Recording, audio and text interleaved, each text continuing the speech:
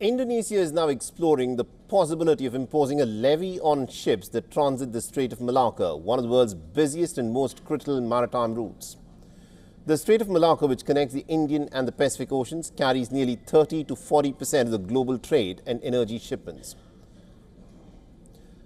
Now, despite its strategic importance, ships currently pass through this waterway without paying any transit fee.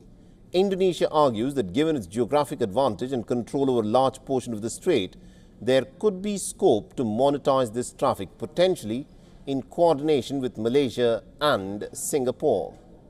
However, the proposal has triggered immediate resistance from some regional stakeholders. Singapore has made it clear that the strait must remain open under the principle of free and unimpeded navigation.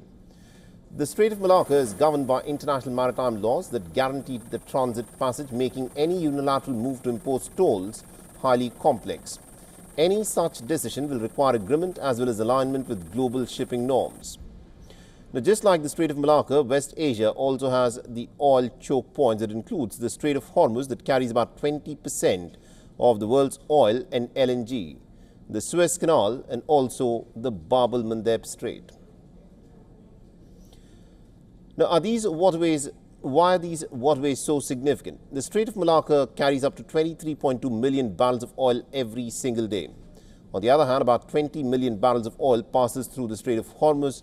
Similarly, the Cape of Good Hope carries nearly 9 million barrels of oil on a day-to-day basis. The strategic Danish straits, which connect the Baltic Sea to the North Sea, cater to 4.9 million barrels. On the other hand, over 4 million barrels of oil passes through Bab el-Mandeb and Suez Canal and on a daily basis. The debate has come at a time when global shipping routes are already under pressure from geopolitical disruptions. Recent tensions in key choke points have raised concerns about the potential monetization of strategic waterways.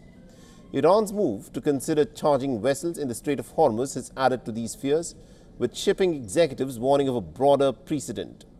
Iran has reportedly received its first revenue from the toll that it has set up at Hormuz. Industry leaders have cautioned that if major choke points begin imposing transit fee, it could disrupt the free flow of global trade and also increase the cost across supply chains.